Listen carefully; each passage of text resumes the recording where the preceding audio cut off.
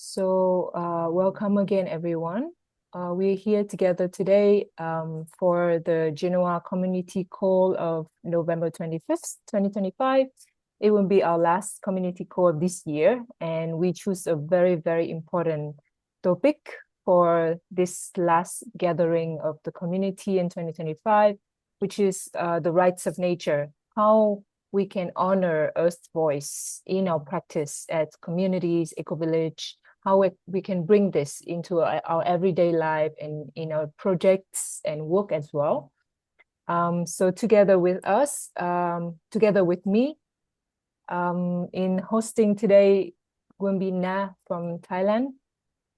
And we have our three amazing panelists, Mumta, Thalea, and Alex, and I'll invite them to introduce themselves a bit later on in the call.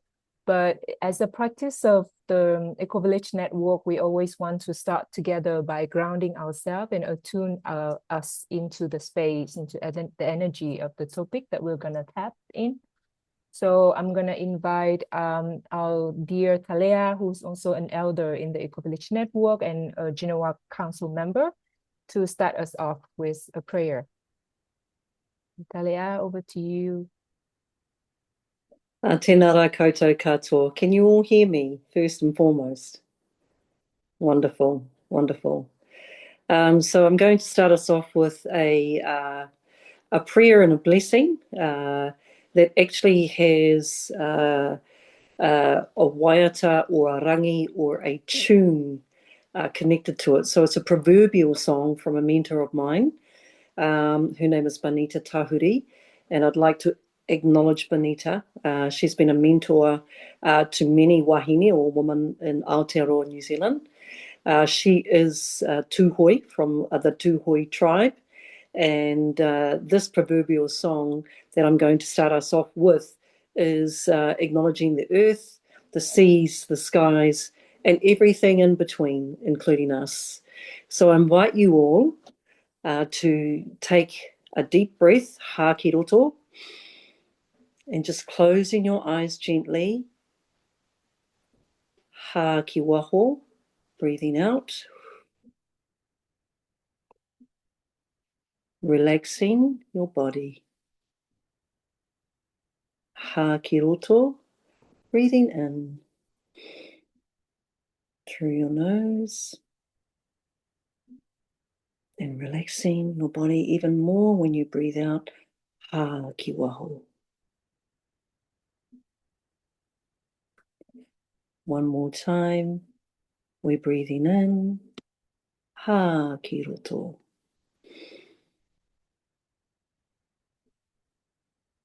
And breathing out. Ha ki waho. So while you're closing your eyes, I will start this beautiful proverbial waiata. And it's about acknowledging all of our ancestors. And it's a waiata or a song or tune that connects and honours all things. Toia ki te rangi e tūne. Toia ki te whenua, te whenua takoto nei. Toia ki te moana,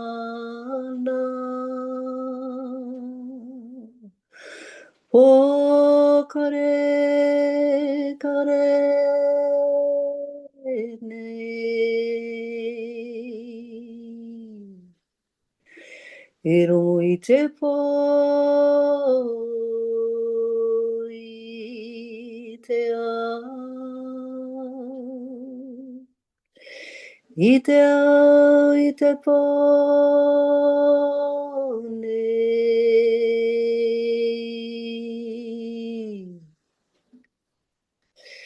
It is written in the heavens, on the lands and in the seas, and reflected in the division between night and day. All things in nature reflects everything, the entire makeup of the world, the cosmos, the universe. When we are in tune with nature, we are in tune with ourselves, and we can find the answers to everything we need in this world. This is a proverbial song, as I said, from our ancestors, a waiata that acknowledges all things. And therefore, I'm acknowledging you all and honouring us all and our ancestors as we create this space tonight. And I welcome you all into the space of safety, the space of sharing knowledge, the space of transferring the knowledges and the knowledge bases of our ancestors. So with that said, please open your eyes, and I welcome you all here tonight. Nā reira, kurangatira, e ngā hauewha, ngā kaimahi, ngā kaiarahi, ngā kaitiaki o te ao. Nau mai, haere mai, kuhu mai, whakatata mai, tihei wā mauri ora. So thank you all. Our blessing is done for the opening of tonight, and thank you for holding space during this time. Tēnā koutou katoa. Thank you, Thalea, for that beautiful opening, and welcome everyone to our panel today. So we are so grateful that you've all made space for this, and we've been looking forward to this conversation for quite a long time. So without further ado, I'd like to invite each of you to just introduce yourselves a little bit and how you're connected to this topic. And the first person is Mumta. Welcome, and yeah, please let us know who you are and how you're connected to the rights of nature. Oh, you're muted. Hi, everyone. I'm Mumta Ito. May I request that those who are able to turn their camera on, please turn it on, because it feels so lonely to look at a screen of just blank faces. Thank you so much. So yes, to say a little bit about myself and my journey, and we had the invitation to share, from the wisdom of our ancestors as well. And so I was born into the wisdom traditions of India, the Sanatana Dharma, the eternal law, which I feel has resonance with all of the wisdom traditions around the world. And I really feel we have these this way of looking at things in the Sanatana Dharma that when we are aligned with the universal laws, we create a cycle of peace, harmony, and prosperity for all of life. But when we are not following our inner guidance, when we are not following the laws of nature, we create a spiral of destruction, as we can see in the world today. And I feel very much that the work that I'm bringing is about realigning our laws, our man-made, human-made laws, with the universal principles, the universal laws which govern all of life. And part of this is getting the orders right. That at the moment in our legal system, economy is seen to be something that is dominant to everything else, and everything else is peripheral to support this economy. But actually, there is no economy without nature. There are no people without nature. Everything derives from nature, and so I'd like to share with you a little bit about where our work is coming from in that respect. In terms of how I came to the rights of nature, I started my career in law as a structured finance lawyer. So I was representing investment banks and governments, multinationals. And as I found I was becoming outwardly more and more successful, inwardly something was dying in my spirit. And so I came out of there and I went deeply on the spiritual path. I went to India and I spent 3 years full time working with an enlightened master very deeply. And it was during this time that I wondered whether I had any calling in law, because nothing about it resonated with me on any level. It was adversarial, it was mechanistic, it brought separation, it was, it had no resonance for me. So I asked my spiritual teacher, and she said, stay in it for now. When the opportunity comes to serve, just take it. And a week later, I was in the Virgin Islands, and the chief conservation officer approached me and he said, there's a golf course being put in a protective area, which is the major breeding ground of fish in the whole of the Caribbean. And if this goes ahead, all of the fish in the Caribbean will be dead, be poisoned. And will you bring the case? No lawyers on the island will bring the case because nobody wants to go personally against the chief minister. It's a very small place. And there's no money, so you have to work for free. So I had in my mind, when the opportunity comes to serve, just take it. So this is where I got all my learnings about how environmental law is structured. And I learned that the law isn't designed to protect nature. It's designed to facilitate the exploitation of nature. And the so-called environmental laws that we have just act at the periphery. They act at the surface. And they have no power to actually change the goals, the orientation of our economic system, which is driving the destruction of the source of life, and driving all of the disconnection. And so I came out of there. We ended up winning through a long process, which I won't go into. I ended up moving to Findhorn. That's the Ecovillage connection. And when I came to Findhorn, I had a rash, and I went to see a kinesiologist about this rash. And what came out of the session is I had to bring a project that brings law and healing together, that changes the paradigm that our existing system is based on and is about the rights of all beings. And I should go away and meditate 2 hours a day, sending healing to the legal profession, during which time I will receive more insight. And so I received quite a lot of insights, and one of which was to work with systemic constellations. And so we did a constellation looking at the field of holistic law. So I was calling it holistic law because this whole adversarial thing was just not part of it. It was about law as a co-creative expression of guidance to keep us in alignment with the universal laws.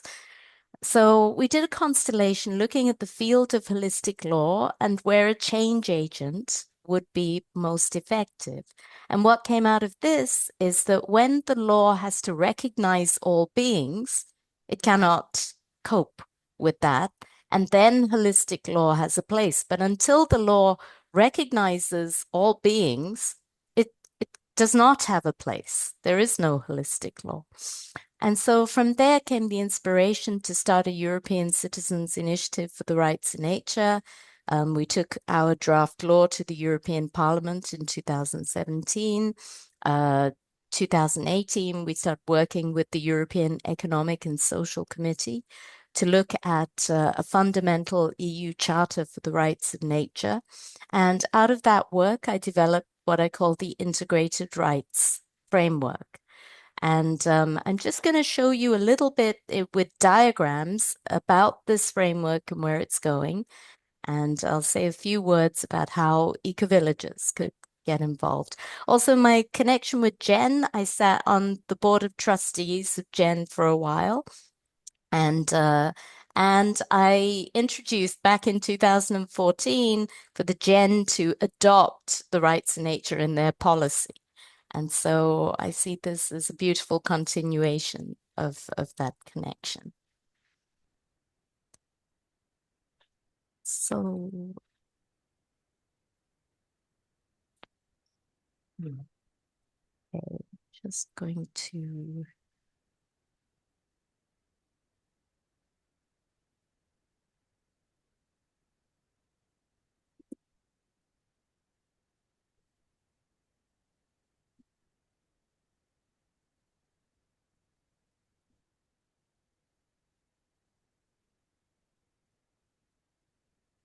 gonna share my screen somehow. My presentation doesn't seem to be on there. Okay. Okay. So our stance, there is no environment, we're the Earth's extended body. So coming very briefly, this is just an iceberg that shows the macro of where we're working and what we're tackling. So if we look above, look at the iceberg from above, what we see are all the crises, the ecological crisis, inequality, poverty, pandemics, ill health, climate crisis, food crisis, economic crisis, sixth mass extinction. They all seem to be separate, but they're not. They all have a common origin. What we don't see are the silo systems, the structures, the fragmentation, which come from the mechanistic worldview, which comes from a consciousness of separation, which is encoded in law. Now, this part about the separation actually being encoded in law is important because the law does it in a very specific way. So the law treats us as subjects, and it treats corporations as subjects, but it treats nature as an object. And in law, there can only be a relationship between subjects of the law, not between a subject and an object. The only relationship that can happen between a subject and an object is one of ownership, exploitation. And that's the relationship that we have with nature encoded in our law. And it's based on this separation, that we are separate from nature. Now, all of our societal solutions act at the top of the iceberg. They try to tackle all these effects. And environmental law as well acts at the top of the iceberg. But with the rights of nature, what we're doing is working right down the bottom, because the lower down the iceberg we work, the more leverage we have. So a small shift can bring a massive change. So we work right down the bottom on this separation consciousness that is encoded in law by shifting the structures of law themselves down at the root. So all of that obviously leads to this degenerative cycle that we see, which has led to the violation of planetary boundaries. And the planetary boundaries are really interesting because everybody talks about climate change, but that's just one of them. There are 6 that are actually in the danger zone, and they are all interconnected. And this is where it's interesting, because science and law always moved in tandem until the 17th century, the Enlightenment era, and then they split off. So the structures of separation that are encoded in law are actually based on 17th century philosophy and science, and they have nothing to do with where we are today, which recognizes this radically interconnected world, radically interconnected planet, and the Earth system science has also recognized that the Earth is a living organism, and which is not conducive to the kind of legal system that we have that treats the Earth as if it's an object. So we need to change the paradigm, transform the system, and embody the change. So as we say, the other solutions are acting at the top. And with the rights of nature, we're shifting that root structure of law. And why? To move us into a regenerative society where all life can thrive in harmony with nature. So in our model, we start with the unity consciousness, which leads to a holistic paradigm, whole system structures where agriculture and energy and everything is all working towards the common goal of the regenerative society, which then generates all of the positive outcomes that we want to see: regenerative economies, health and well-being, climate resilience and food security, and thriving ecosystems and thriving biodiversity. Because the whole of society is driving it in that way, not just pockets working against a destructive system. And of course, that would then lead to a self-reinforcing cycle. So now to come to the actual integrated rights framework. So if we look at our current sustainability model, you've got people, economy, and nature. And if you look at the legal framework, you've got human rights, corporate and property rights for economy, but nature has no rights. People are legal subject, economy is a legal subject, but nature is an object. It's a commodity. It's there for the taking. And so here, even though we are saying, or the UN is saying, that we have to be in balance, people, economy, and nature, if you look at the legal system, there is a systemic imbalance right there. Just right there. You cannot have balance if two have representation in the legal system and one is a commodity. So you might say, well, we just give nature rights and we just drop it into this current reality. Well, that wouldn't work either, because what kind of a relationship will we have that's depicting an adversarial relationship? So in this model, economic rights are actually in law stronger than human rights because they are enforceable against everybody. Human rights are only enforceable against governments. They're not enforceable against corporations. Corporate rights are enforceable against everyone. The rights of nature, if we drop them into this model, if they come in like a human right, they wouldn't be enforceable against a corporation, or it would be a moot point. Is it enforceable against a corporation? Does it work in private and public law? Nobody knows. And even then, you have to battle it out in court. And we have a legal system that where the deepest pockets can buy justice. And so this is not really what we are looking at, because it doesn't depict that alignment with the universal laws. So if we look at the nature's rights model, and we look at the three nested circles, we have, if we think in terms of the systems, we have nature. As one system within nature, there is human society. Human beings are only one being within the net. Within that, the human society, economy is a subsystem of our societies. One aspect of being human is that we have this economy, this way of exchanging. So there cannot be an economy without people, and there cannot be any people without nature. And so we find this nested hierarchy. So what we're saying is that human rights derive from the rights of nature, and economic rights derive from human rights.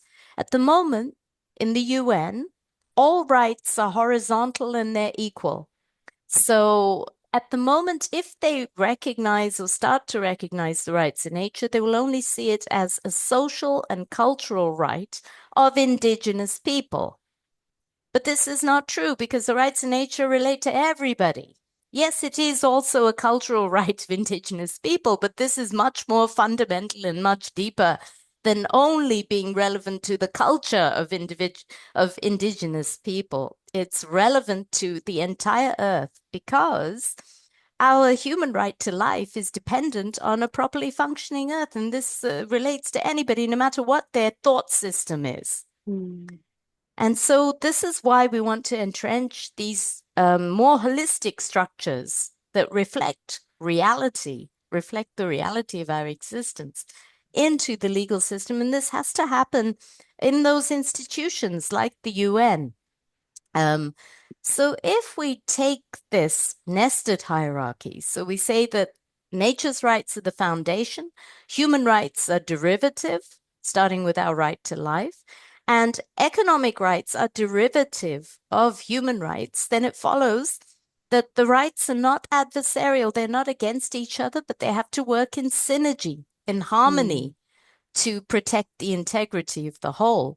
So it doesn't make sense that you would have an economic right that would work against human well-being and that would work against nature, because you would be undermining the source. So here, economic rights in this model would have to serve human well-being and serve the well-being of nature to get the positive cycle. So what we've done is we've added metrics to this. So we've taken the UN Sustainable Development Goals and the planetary boundaries. Planetary boundaries being the metrics for nature's rights, the UN Sustainable Development Goals for nature, for people and economy, we've mapped it out onto this. And this is what we call the integrated rights framework. And it uses existing metrics that has a lot of buy-in. The only new thing is the nested hierarchy of rights, and bringing them all together in one comprehensive framework. So I will leave it there, because we will be having discussions on how ecovillages can get behind this and that later. And if anybody has questions, we can also deal with that there. So I'll pass on to the next speaker. Thank you. Thank you, Mumta. Yes, if anyone has questions, do feel free to pop them in the chat as they occur to you, and we'll pick them up as we go, so to make sure that we don't forget what we're asking about. So I'd now like to invite Alex Pelizzon to join us, and he's coming from the Global Alliance for the Rights of Nature. And Alex, please tell us a little bit about you and the work you're doing. Well, thank you. And it's an honor to follow Thalea and then Mumta in this speech, in this talk, in this sharing. But before even I introduce myself, I actually want to follow from the very beginning in the opening and the prayer that you actually opened the gathering with, Thalea, but by acknowledging the country, the idea of country that Aboriginal people share here with me in Australia. And often, in the acknowledgement of country, I acknowledge, for example, that I am sitting on the country that that the ancestors have entrusted the Kabi Kabi people with looking after. And in doing so, I'm really acknowledging, or I'm really challenging any hegemonic claim to this geopolitical territory. But country is far more than a geopolitical territory. Like all my mentors share with me that country is, like Deborah Rose called country, the nexus of identity and interconnectedness. It's the space, it's the place where we move from separation consciousness, to use your words, Mumta, to unity consciousness. It's where we become one with everything else. And we do so through a particular way of being on country.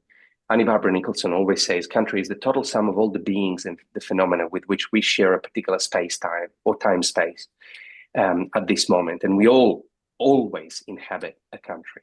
And more than that, country is the total sum of all the relations with and among all these beings and phenomena. And more than that, country is the total sum of all the meaning-making places in which these relations are constantly recreated and construed.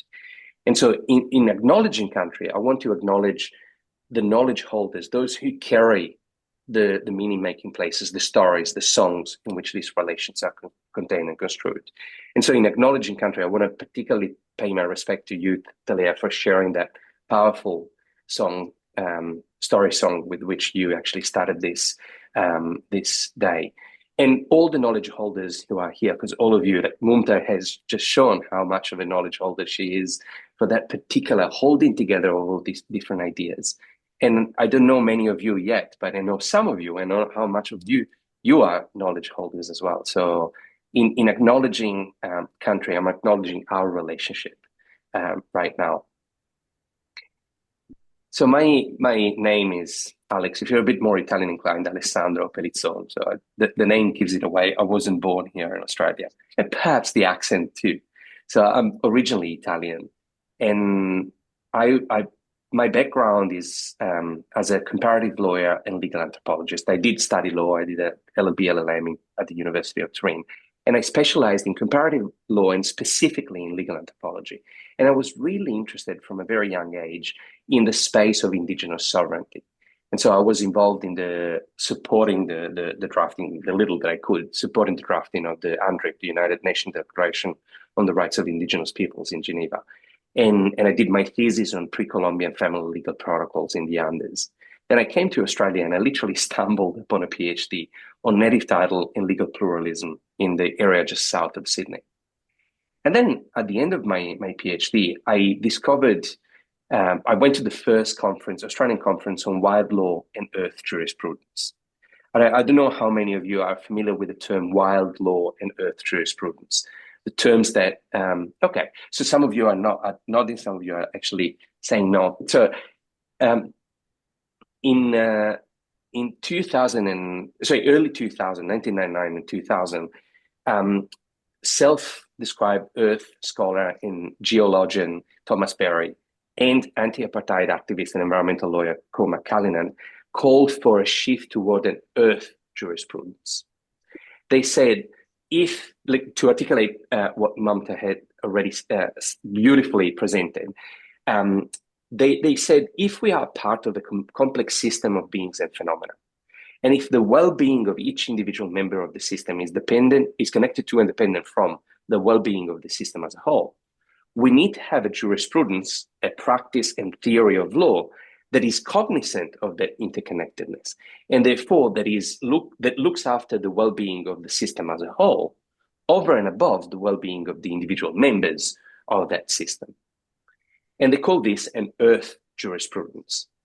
And Cormac Callinan said, often the wilderness is construed as a place of chaos and disorder, but in reality, it's a place of ultimate homeostasis. There's a tendency to balance in nature, in the wilderness, that is not often displayed in human structures.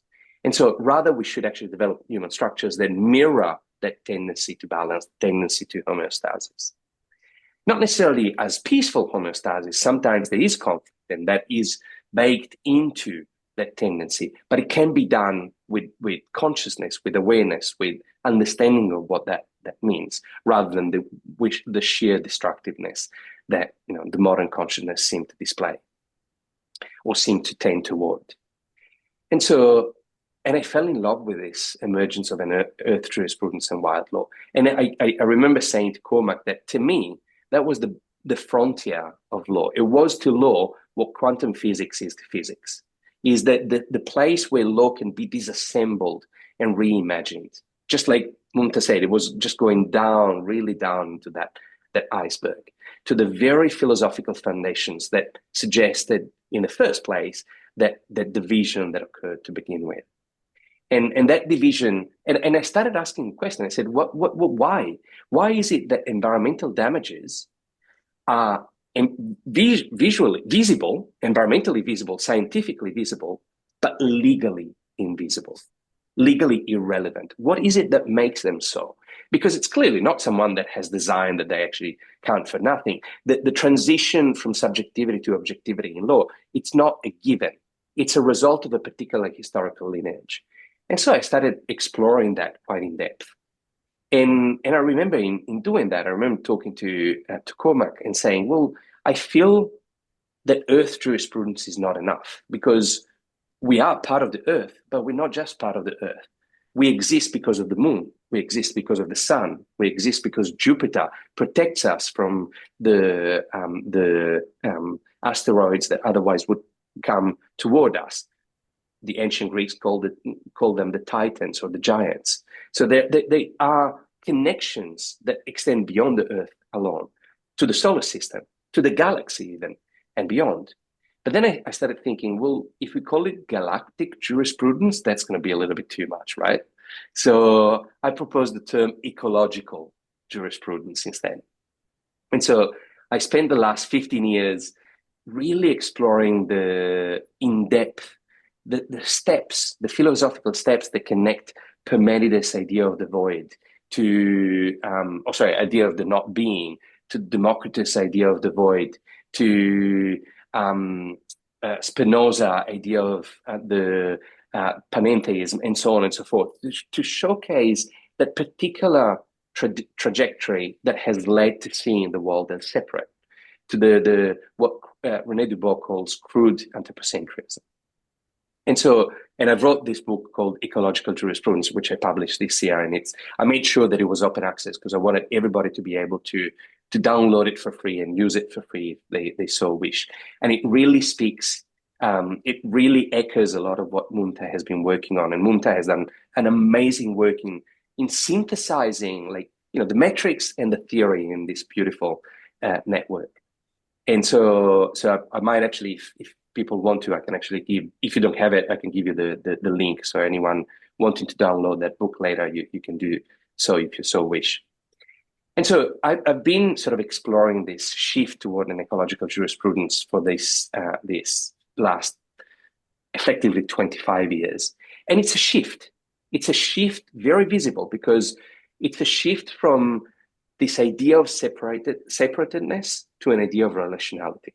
It's very clear, even in law, and we can see it with rights of nature, but rights of nature is just one of the many ways of doing it. We can see it with the tendency of speaking of ecocide. We can see it with the shift toward an ecological civilization in East Asia. We can see it with a lot of soft documents like the papal bulls, the Laudato Si, and so on and so forth. We can see this shift happening. And to my mind, ecological jurisprudence is not one thing. It's this tendency, this desire to shift away from atomism to relationality. And it sits within a spectrum, to my mind. And that spectrum has two ends. At the one end of the spectrum, we have this idea of crude anthropocentrism, the idea that humans are separate, independent from, and superior to the rest of existence. And at the other end of the spectrum, so anything that is against that is a tendency toward an ecological jurisprudence, more or less. There are some things that are very little beyond that spectrum, others that are far more. But does it matter? The quantum, it's clearly a tendency. At the other end of the spectrum is what I would call radical misanthropy, the idea that humans are worth nothing, that if the humans disappear, nature is better without us. And that's also as detrimental as the idea that, humans are superior, right? Because I remember Anya and Paulina saying, if humans were, if whales were to disappear tomorrow, the earth would cry. But if humans were to disappear tomorrow, the earth would cry. Who would dance? Who would beat the drum of the steps that we beat? Who would sing the songs that we sing? And so these are the two ends of the spectrum of what I call the shift toward an ecological jurisprudence. And then the ways in which that happens are many. Rights of nature can be used strategically as a way of calling forth human responsibilities. Or ecocide is a way of just focusing on human responsibilities in the first place. Or we might have soft ways of thinking through that. And to my mind, the movement toward living together collectively differently, what Jen does, what all of us here want to do, is a practical way of doing that. It might not be theoretically articulated in terms of the shift toward an ecological jurisprudence, but is an example of the same shift. And because there are three ways in which we can have an impact on the world. We can do individual choices. We can, what we consume, who we vote for, etc. But the capacity to control our individual choices is countered by the forces or the parameters by which we can make those choices. So often it's difficult. We can operate at the normative level or the institutional level, where we actually pass legislation about, sustainable development goals, etc. But none of us live on a day-to-day basis like that. When I actually buy an ice cream, I don't think, okay, so which sustainable goal am I looking at? Right? No one does that on a day-to-day basis. So then the middle space, the social space or the collective space, is the one that I feel all of us here are really concerned with. And so that's why Jules, Trudy, Mumta, and myself are actually working on also collectively on sort of imagining what this shift toward what I call them ecosophical neighborhoods look like. And many of you are living that experience already. So that to me is an example of a shift toward an ecological jurisprudence. And the last thing that I want to say is that it's what brought me toward an ecological jurisprudence is the idea that it goes back to my interest in legal pluralism. The idea that there are many ways of being on the earth and really thinking how we regulate ourselves in relation to the earth. I heard some colleagues in the past, particularly from the US, saying that rights of nature are an example of how Indigenous people have organized themselves in the past. But that's not quite correct, because rights of nature are the legacy or the shift away from the legacy that has destroyed the planet. Indigenous people have lived according to legal normative orders that have functioned very effectively for millennia without needing to articulate them as rights of nature. Now, that doesn't mean actually that Indigenous people have not been essential to the emergence of rights of nature and are really leading in understanding what they mean. But it's quite colonial to say that rights of nature are an expression of Indigenous people's legal orders. It's the opposite, right? And so, but one thing actually that comparative lawyers always seek is a term of comparison. So say that I'm looking at the idea of contract, and I'm looking to compare the idea of contract with the contrat in France or the contratto in Italy. I need to have a term of reference to compare the two. So one thing that we never really had was a term of reference to compare Indigenous laws, Indigenous legal orders, and the colonial legal orders. We never really found the term of comparison. And so every time we talk about native title or sovereignty, we're still using terms that emerge from the colonial legacy. And so the shift toward an ecological jurisprudence, to me, offers us the space to create a term of comparison.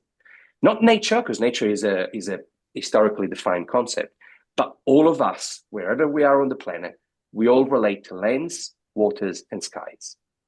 And so by relating to lands, waters, and skies, and however we call them, whether we call them Uranus and Gaia, whether we call them Pachamama and Wiracocha, however we call them, we all collectively relate to lands, waters, and skies. And so that's the term of reference. That's the common ground. And I remember Koma Kallinan I always recount this anecdote because he was working with the San people with the San community in northern South Africa. And he was trying to find this agreement between them, and I don't remember which company. They were trying to do some extractive thing there.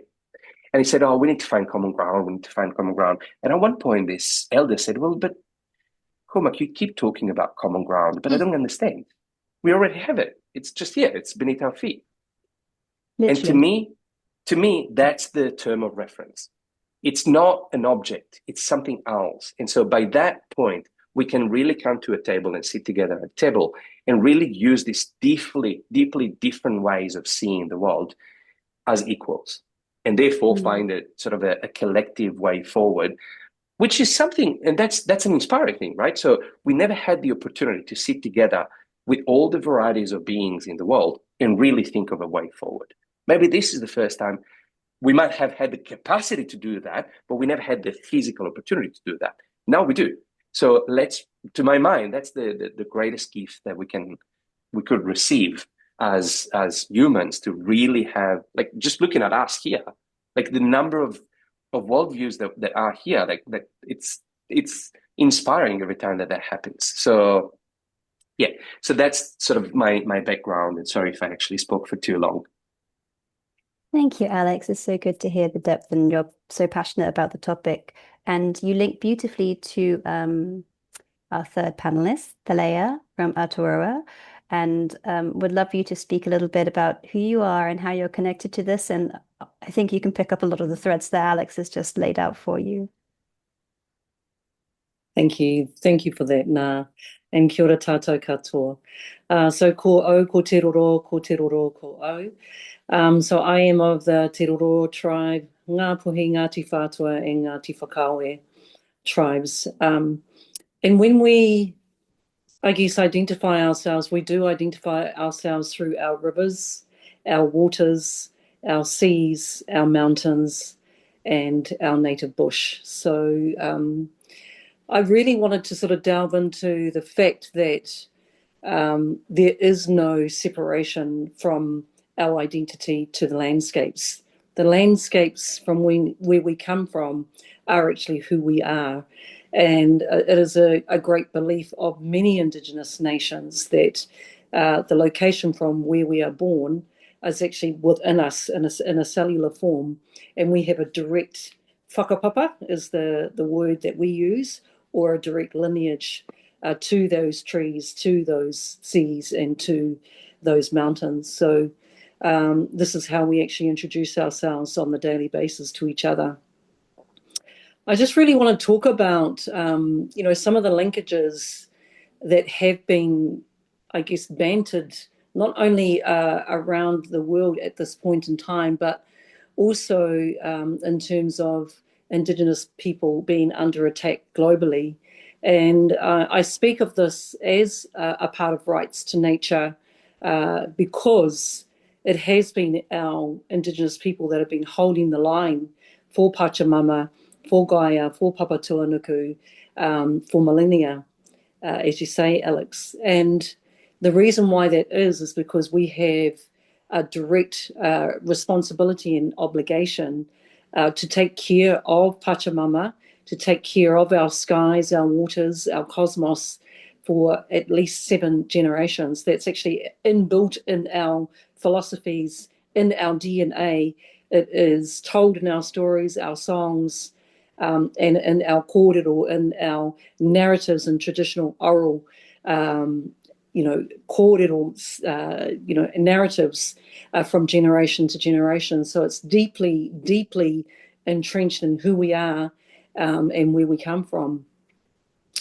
These landscapes to us are what we call taonga, or treasured life forces, and are our connection, as I say, to who we are and where we come from.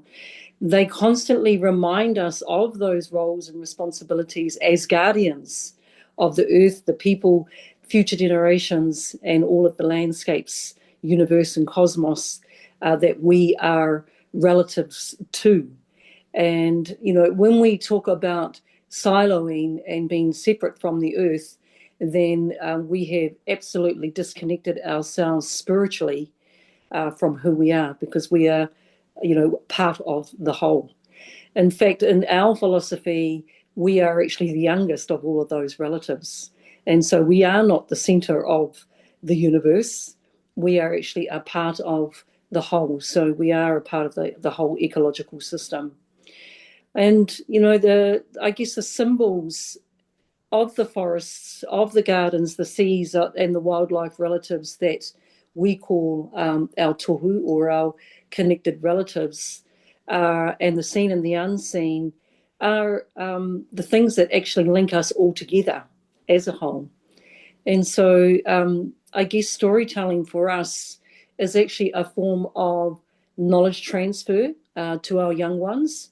It also helps them to link and create a sense of belonging, so that responsibility and obligation is also handed down to them at an early age. So when they become, I guess, elders like me, they've actually done quite a lot of work on the ground. And so my background really started off with being introduced to a lot of my family through my father, who was actually from a beautiful place in the Waipawa called Waikara.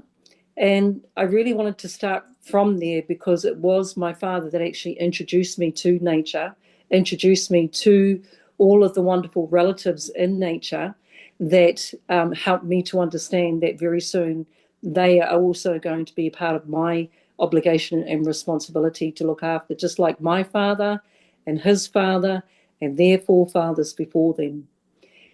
I am bringing these Indigenous, I guess, oral traditions and belief systems into this space because we can get very scientific when we talk about ecological restoration and regeneration and the rights of nature.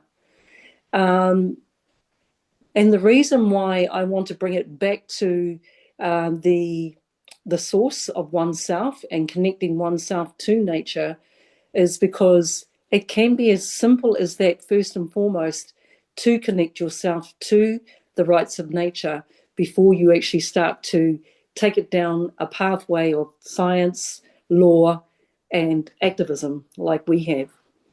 And so my background, by default, as an Indigenous Māori woman, we have become part of the political activism in New Zealand. And that is because we have had many of our lands taken from us, as well as our language and our culture. And so we are still in revitalisation mode here in Aotearoa, New Zealand, but we are evolving and growing very, very fast and actually lead out ecological restoration, not only activities both here in Aotearoa, but we are actually linking to our Indigenous brothers and sisters globally to lead out initiatives that we are actually talking about right now. Now, I want to go down that track of being proud to be Indigenous because at the forefront of everything that we do, the Indigenous narratives, or kōrero tuku iho is what we call them, that have been handed down to us, are given to us as signposts to carry on the work that our forefathers had foreseen, since Mairan or since millennia. And we see globally what's happening in terms of the poly crisis, in terms of the economy crashes, in terms of the climate change crisis that we are in right now. And so I really wanted to talk about some of the, how can I say this? I really wanted to talk about some of the practicalities that we as a Māori nation have been able to implement here at home when it comes to rights of nature. So an example that comes to mind is some of our treaty settlements, because, we have been, I guess, fortunate enough for our ancestors to foresee that as a sovereign nation and First Nation people of Aotearoa, New Zealand, when the colonisers came across to also occupy this land, we first and foremost went into an agreement so that there was harmony when two sovereign nations are living together in this country. And so that foundational document is called Te Tiriti o Waitangi.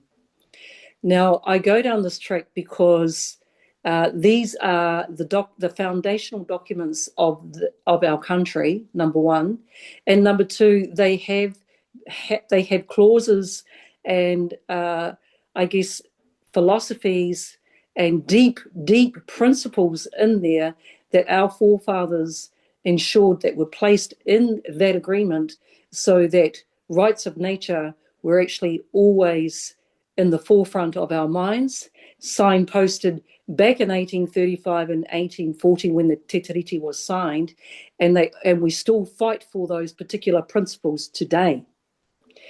I say this because one of the practical examples that I can give you from the top of my head at this point in time is personhood. So some of the rights of nature that we've been allowed to negotiate directly with the Crown is having some of our rivers and our ngahere, our forests, classified as personhood. And so what does that actually mean? That means that river has the right to thrive and survive in the social order of things currently in this day and age. And so we've been able to really work on legislation that actually encompasses what we call co-management and co-governance, and bring into those spaces and places ecological restoration and regeneration of rivers, of forests, and of particular landscapes. And so we lead out some of those, I guess, activities here in Aotearoa, New Zealand. There are other First Nation peoples that do that as well. And so those examples, for me, actually link into processes that we have really started to bring together so that we can pass them on to our brothers and sisters in the form of what we call the three ships strategy, or Te Rautaki Waka. So those three ships are, when you are starting to form understanding, you are creating relationships with your counterparts, relationships of understanding, communication, where each other are coming from. These are our principles. Are your principles the same? Do they align? Are they universal law? Yes, they are. Well, let's move into testing our relationship by going into allyship. Allyship to us is testing the waters of whether we can actually work together and whether our philosophies truly are being enacted when we are working together as one. And then moving from allyship into formal partnerships. And so I really wanted to delve into these three waka: relationship, whakawhanaungatanga. This is where we come together and we bring our authentic selves, and we actually create what we call a common understanding of our principles when it comes to the rights of nature, as an example, when it comes to the rights of the river, as an example. And so tangata treaty are our counterparts, or our treaty partners, or non-Māori, non-Indigenous, that are coming together to work alongside us, because we actually have some common ground, and that is, we are wanting to take care of this river. We are wanting this river to also sustain our people, and also for the generations to come. And then moving into a treaty, or te treaty, which is an agreement in partnership.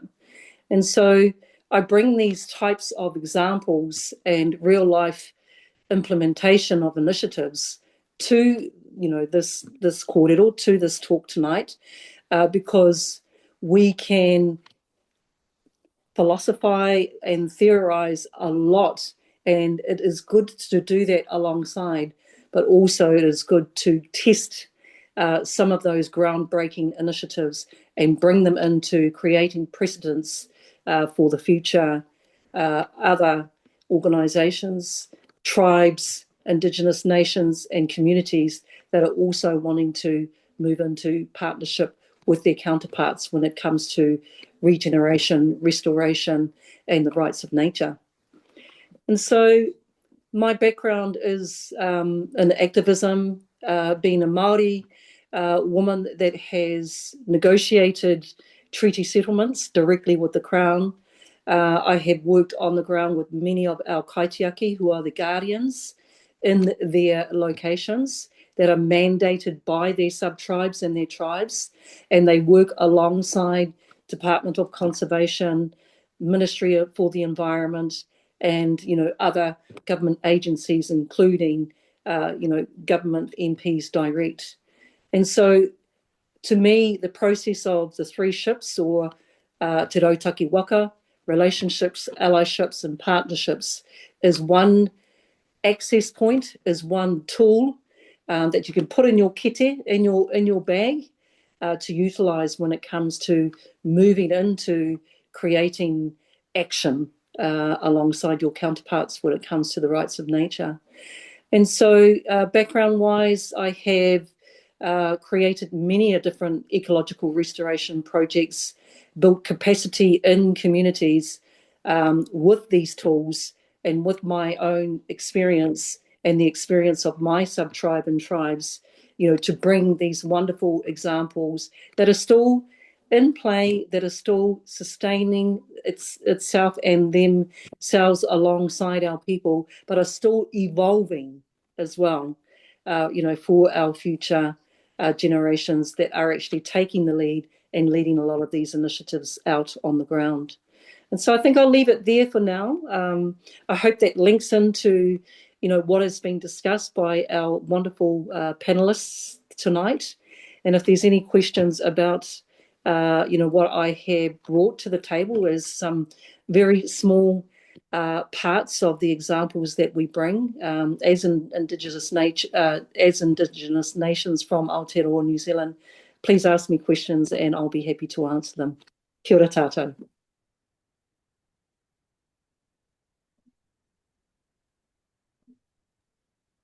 Thank you so much. Thank you, Thalea. Thank you, Alex. And thank you, Mumta. All of your sharing weave together very, very nicely, at least in my mind, to really see the why. Why are we talking about this? Why this is so important? The how, the what is, the what and the how, what is being done, both at different levels of many different contexts that you are involved with. From Mumta being in Europe, with Alex working more with academics and communities in Australia, and then Thalea from the grassroots Indigenous point of view. And I'd love to open us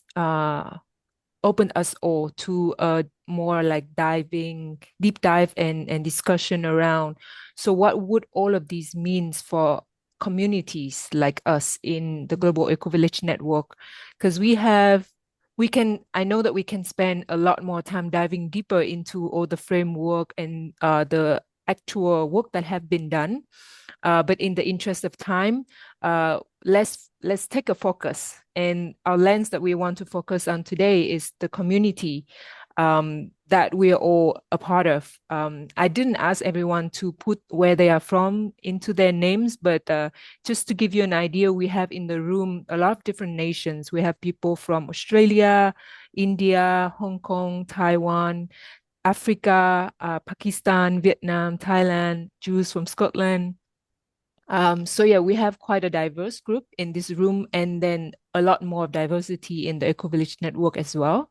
And in terms of community, we also have diverse form of communities. Now there are people working with family business, with projects, but also there are like small communities, big communities, villages, urban, suburban, and rural. So this, of course, add in the complexity when we talk about what can we do. And then that's why I invite our panelists, but also invite everyone in the room to think about this, from the context that is the closest to you. And I'm gonna just drop in the chat a few questions just to kind of warm up our thoughts. And we would love to hear from everyone in the room, but maybe we can start with our panelists, why others take some time to prepare and to think. I'm also gonna quickly share in the screen. So these are just prompts to get us going. You don't have to stick with any of the questions. You can chime in with any that feels relevant for now. So yeah, we want to dive into how or what does right of nature means in the context of community or eco-village, and especially with people here coming from particular community, what does it mean to you? And how can community live in the principle that align and cultivate the rights of nature? And if there are any even very, very small steps, personal or collective, that we can do to go forward in really reinforcing this narrative and bring it into awareness and into action more and more in our context. So with that, I invite everyone to think about it. You can share your thoughts in the chat, or you can also raise your hand and we will call on you to share. And then while the others are thinking, I would love to hear from Mumta or Alex or Thalea if you already have thought of these and have something to share. Yeah, so sorry. I'll share something because there was a question or a statement in the chat that I feel, I also need to clarify a little bit. So in the chat, there was a statement that, these frameworks, they come from like somewhere else. They're not relevant to us. We never had these frameworks. They came in after colonialism. What's this got to do with us? It's not for us. So yes, the frameworks are not for Indigenous communities. The frameworks are not for the people who are living their lives in accordance with the rights of nature. The frameworks are for governments and businesses, because whether we like it or not, their actions affect all of us. We take the ice cream example. Yes, we don't have to think about how buying this ice cream is whether it's serving the UN Sustainable Development. It's too much pressure on the person, at the end. But the ice cream manufacturer should be thinking about it. If they're creating an ice cream, are they creating it in a way that supports the health and well-being of people and that also supports nature? And that's why we are bringing the framework, so that these people who would ordinarily and who are not currently thinking about it in their board decisions would be able to refer to the framework, because the law says that they have to refer to the framework. And they have to produce their ice cream in the way that supports health and well-being and nature. And we all know it is possible to produce ice creams in a way that supports health and well-being and supports nature, but it won't be in the way that they're producing it right now. Right? So, yes, I just wanted to clarify that yes, the frameworks are for those who are not, but we need the people who are to be able to support these frameworks and say that, and by supporting or endorsing a framework like our framework, it shows that there are people and there are movements that are already moving in this direction, like Alex pointed out. There are so many. And if we can just align that with being able to point to a government and say, look, all of these eco-villages have already reorganized their lives. They all agree with the principle in the framework. They've signed a document to say they agree with it. Now, take this as evidence that people want it and you need to do something about it. We need corporations to adopt it. So one small action that is really doable that we're asking aligned people to do is to endorse the framework, to, declare your eco-village a nature's rights zone. And all you have to do is just say, we agree with the principles that we should operate, our economic should support the people and should support nature. That's it. And already by doing what you're doing, we can then create this body of best practice. So Indigenous people are prime examples, because you can go so much deeper. The framework is just like for a corporation who is making their money through destroying nature, and it's the minimum standard. But we can go so much deeper, from there. And that's where I feel, Indigenous communities, all the people who are doing positive things, the regenerative businesses, they can all be the examples that we can then take to the UN, to the governments and say, look, rights are not horizontal. All these people are understanding that we have a responsibility to the earth. We need to acknowledge that. So yeah, so I will share also afterwards, I'm sure Tao, you're going to send some links and things to the group. So, some simple things that you can do, like just endorse the framework, and this will help us really a lot, Yeah. Thank you. Thank you so much, Mumta. And that's very clear and strong, the message as well. We will definitely share more resources after the call from you, Mumta, also the book from Alex and the tree ship from Thalea, and any other resources that you want to share. I saw that Sumit has her hand up, but before that, let's hear from Alex, and then I pass you, Sumit. Or maybe I've spoken enough. I think actually, Sumit, you should speak, and I'll speak after if there's space. Yeah, thank you, Alex, for that, and thank you, Mumta. I mean, great to see you again, just after a long time. Yes, I just wanted to clarify that I was actually speaking to what Alex was saying, that the history of this was such that, why the frameworks actually came was because, the colonization. So people who are embodying and living that life every day, they don't, like, we don't need those frameworks, like some of us who are also, doing it. And so it was from that space. And now that we have the colonized minds, including our own, now we need frameworks to even talk to, so I was actually speaking to that frame. but just thought I'll clarify. But I think another thing which is like emerging for me, like from the place where I am at, whether we have to talk to policy people and at the ground level, I think what could be very helpful is, let's say, to say maybe the world over, or let's say in Europe, or these pockets, X number of communities, ecovillages, X number of people, X number of, so we have some impact data to say these number of people and land and hectares of land, et cetera, have adopted these frameworks. And that could be a, combination of your framework, what Alex is talking about, which is also, I'd love to dive in, into the book and just read more, Alex, about that. But just to say that these are successful examples of now how these communities have regenerated, and how the circular economy, the whole spiel, because then we talk to them in their language and say, hence we need changes at the policy and at the governance levels. And these could be like what we're doing in India is we're taking each state and we've started regenerating chapters. So we're doing regenerating Punjab, regenerating Delhi. So then we start talking to the state level people, this district, the state, and then we kind of go, because bottoms up, top down is a long way. It's a big, it's going to take years.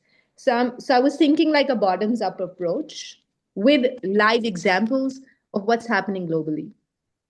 I would love to, maybe sense into that data. And I think that is something which could at least work in where I'm sitting. Thank you, Sumit. Thalea, do you have a reply directly to Sumit? Yeah, I'm really Go ahead. excited about. Sorry, Alex, I'm just so excited I have to respond. This is a wonderful discussion, Sumit, and thank you so much for bringing it to the table. This is exactly what I'm talking about in terms of our young kaitiaki, or our young Indigenous guardians doing exactly what you've just said, Sumit, here in Aotearoa, New Zealand. And so what we're actually seeing is GIS story maps across territories, Northland, Auckland, South Island, and so on and so forth. And so that data that you're talking about is actually evidence and proof of regenerative ecological projects that are successfully thriving from year to year in 100-year plan, year 5, year 10, year 20 of a 100-year plan. And so what Mumta is saying is it's all aligning to exactly what's happening on the ground and linking to these nested frameworks, including Indigenous philosophies, and we've got the whole shebang. And if we actually are communicating and working alongside each other in this way, wouldn't this be a wonderful sense of hope that a movement is really taking shape, not only for our own countries and our own territories, but across the world. Thank you.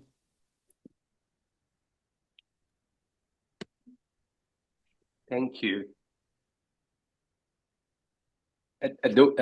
It's hard to follow like such a beautiful a series of beautiful words, and my actually follow up is bringing back actually to that sort of the nuances of the legal connections, and so it's far more mundane and in a way, but I think it connects to what you were saying about personhood and what does personhood mean. So it brings it down to that sort of nitty-gritty of the law, and to bring together what Mumta was saying, what Sumit was saying. I remember hearing the founder of Client Earth, James Thornton, saying that whether we like it or not, law is the language or the grammar of international institutions. And if we are incapable of speaking that language or that grammar, then we are incapable of speaking to those institutions, which is why like the Tiriti of Waitangi, the language of person is a way of speaking that grammar. It doesn't necessarily mean that it's that concept, but it uses that grammar to communicate concepts that may otherwise be hidden. So if we think of that grammar, when we speak of rights, the idea of rights, a right is, in a legal sense, is a series of legitimate expectations that are recognized by law and that can be advocated for in a court of law in order to invoke the power of the complex institutions of the judicial, executive, and legislative institution to enact a particular type of behavior. So that's what a right is. A right doesn't come on its own. A right is always connected to two other concepts. One is, in order to have a right, you need to have a right holder. You need to have some subject that upon whom or which, depending on whether it's a person or not, a natural person or not, these rights are attached. So the idea of personhood is connected to the idea of rights. And so then when we speak of rights of nature, then we have to say, well, what is it? Who is the right holder? Nature as a whole, then it becomes a little bit problematic because nature as a whole means everything. So then it means that everything has rights and therefore nothing has rights. So the path that, for example, New Zealand has taken is to recognize some particular keystone feature, the Wanganui River, the Aotearoa forest, the Taranaki mountain. It's particular features that are keystone, and therefore they have this role to play in that language, in that grammar. And I think everybody knows actually that New Zealand has been at the forefront, as you were saying, Thalea. Like, not only you have been the keepers of that wisdom, but also the ways in which that wisdom has been articulated in New Zealand has been inspiring. It inspired Colombia with the Aotearoa River decision. It inspired India with the Ganges and Yamuna River decision, and so on. So that's the personhood aspect. But then rights are also connected to the concept of duties. In order to have a right, there must be a correlative duty that is connected to it. And so we speak of rights of nature so as to increase the responsibilities that we have as humans toward the more than human world. So in a way, the idea of rights is secondary to the importance of the responsibilities that we have to fulfill. And so depending on the scale at which we are operating, of course, articulating the rights may be necessary to bring forth all these issues. But another way of thinking of rights of nature is to think about how do we relate to the more than human. And so I remember, I don't know if you know Ned Tapa, Thalea, like he was involved in the Wanganui. It was part of the I Am the River is Me movie. And I just met him and we became really, really close in Belém like 2 weeks ago. And he was saying like, no one speaks for the river. People, like the person who is connected to the river, speaks with the river. And that for translating to with is a fundamental distinction. It's an equal dialogue rather than, that sort of still sort of anthropocentric idea that I speak for the river. I speak with the river. And so to bring that into the community is to articulate the speaking with in a way that Ned was sharing. And therefore, there are multiple ways of doing it, but I'm thinking one way of doing it is, I don't know if any of you are familiar with the Nature on the Board initiative. It started maybe like 5-10 years ago. And it's the idea of saying, how do we put a representative who speak with, not just for, but with nature on a particular board? It could be a board of trustee, it could be a governance board, any form of local governance body. So it's a way of articulating, in a way, rights of nature without articulating specifically what the rights are, but through the representation element of speaking with nature in whatever form actually that is. So to my mind, at a community level, whatever the community is doing, there must be a way of thinking through who's speaking with the more than human. And that, that opens up so many possibilities. Like, who speaks with the kangaroo or with the emu, like to use the examples that people teach me here. And that to me is, so to bring it back to the nitty gritty of law, there is the potential of opening up those legal nuances to really bring in this non-linear way of thinking, not rational in the sense of just being, step A to step B ways of thinking, or not, as you were saying, Thalea, non-scientific, but they are scientific. It's just that they are broader scientific ways of understanding the world. Sorry, again, I spoke for too long. Sorry about that. You're not speaking for too long. You're speaking for exactly the right amount of time, because that's how long you spoke for. So just with one eye on time, thank you so much everyone for sharing. I just want to read out something that Trudy's put in the notes. Um, Hello everyone. I just want to share that as communities, I feel our responsibility is restoring ecosystems, helping the land around us to rehabilitate, especially as our communities and infrastructure has been built over the homes of so many species. As we restore the ecosystem, we see the biodiversity return. We need to make sure we are sharing our environment for all kin, not just humans. We need to be able to listen to the wisdom of our ancestors, both the human ancestors and the more than human ancestors. Yeah, thank you for that, Trudy. And Sumi, I see your hand up. I just want to ask for a quick finishing insight. So if you could give us your insight, Sumit, and then I'm going to ask the speakers to share their insight as we wrap up this call. And I think we could talk for this topic for hours. So we'll follow up with an email, as Ken said, with the rights of nature, how to support the framework, with your book, Alex, and with any other resources that you'd like to share with us. Yes, Sumit. Yes, I know we don't have so much time and I don't want to take space as well, but I wanted to really offer this very deep gratitude, Alex, for what you said right now. I've had a eureka moment with your sharing, and you have unlocked a big mystery that I've been dealing with. Just very quickly, if I can take 30 seconds, we're working on a movement called Regenerating Punjab. Punjab means 5 rivers. 5 rivers. Right now, there are no rivers in Punjab. They become drains. So I've been struggling, and we've had a big flood in Punjab, and it's going to come again next year. And the farmers are dying, the cattle. I mean, there's just been so much of devastation in this part of the world. And I've been struggling with how do we work with water? What do we do? How do we bring this? So my eureka moment is I need to find 5 women who going to become the rivers and become the embody of that Beas, Satluj, the rivers, and then they have to be courageous, and then they become because we're going to do what Ganges did, like what it's happened in India, but it's going to take a lot of, and I would love to engage with all of you, whoever feels called, because we need help to do this work. So thank you for this. I just wanted to place that. Thank you, Nat. Thank you, Na, for letting me share this, because I really felt this was, I wanted to offer this gratitude to everyone. Yes, thanks. Thank you, Sumit. And yeah, I'd love to ask, Thalea. Sorry, can I just say that the giving voice to the rivers, could not have been possible. I'm talking about the rivers that have been declared as personhood here in Aotearoa, New Zealand. It could not have been possible without achieving partnership between Indigenous law, LORE, and Crown law. Okay, so that's, I guess, a little gem that I just wanted to drop in there, especially for you, Sumit. Thank you. And yeah, as we wrap up, I'd love for each of you to feel into what's really alive and share an insight from this gathering for us to take forward with us. So whenever you're ready, Mumta, Thalea, or Alex, please do share.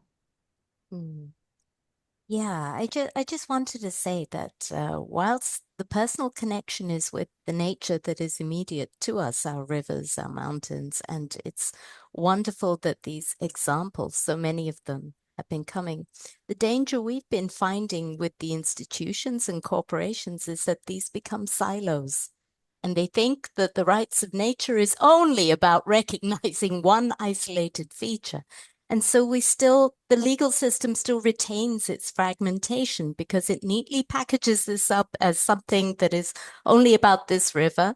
But the rights of the river cannot exist without the rights of the land and the rights of the ocean and the rights of the forests. And it's that interconnectivity that we need to see in the law. So I would urge that whilst we are bringing our initiatives to the river, we also do this little step of partnering also with this macro framework that all of nature has rights. And that this duty of care is the whole point of why we are bringing it in. And if anyone needs any help on how to translate this framework into actual legislation with the duty of care, we are bringing a UK bill at the moment, and I've done that work of translating the framework into legislation in the UK legal system, which could be adapted for anywhere else. And I encourage everybody, it's open source, it's there in our website, please make use of it, innovate even better things. Thank you, Mumta. Alex? The one thing actually that I'd like to share is that I feel that I wish I could visit with you much longer. Like what you just shared with us, Sumit, about the Punjabi. Like I didn't know that. Thank you. The idea of the 5 rivers that are hidden now, and that there's so much to learn about that story. I can feel the stories that come with that. And I know that everyone here will have stories that I would love to visit and hear from. And so it's a shame that there's not enough time actually to listen, because I tend to be more curious. The more we speak, the more I want to hear. And so I hope actually there will be opportunities. And if anyone wishes to exchange, if anything that I have done is something that is of help, or people want to share, like I would love to. And so thank you. Thank you, Alex. And Thalea? Yeah, I would like to echo the sentiments of both Alex and Mumta in terms of the practical logistics of creating these relationships, allyships, and partnerships in order to unlock the key to working alongside each other for the rights of nature. We have, as I said before, some of those examples, not all. We continue to create more opportunities for the rights of nature for our mountains and many other locations and landscapes in Aotearoa, New Zealand. So watch this space, because every time a precedent is set in terms of the personhood and the rights of nature of each river, of each ngahere, of each forest and so forth, and mountain, it gets better and better and better. It evolves because our communities communicate with one another and ask, what are the pitfalls? What did you learn? How can we evolve and create better legislation for the future in terms of creating those rights of nature for, as Mumta rightfully put it, across the landscape? So if anybody wishes to talk with me about, how we've gone about creating movements alongside some of these initiatives, then I'm happy and open to talk with you all. Kia ora. Thank you so much. You're all deeply knowledgeable and very generous as our panel. And I know that some of our panel actually are 3 minutes late for their next call now. So we're going to wrap up very swiftly. Thank you so much for being with us. Thank you everyone for joining us. And thank you everyone for watching the recording. This conversation will continue. All of us can pick it up and continue it in the way that we need to for the locations that we're in. And we'll see you next time for GENOA's community calls. Thank you. Thank you. And let's continue the conversation. It's not stop here. Bye, everyone.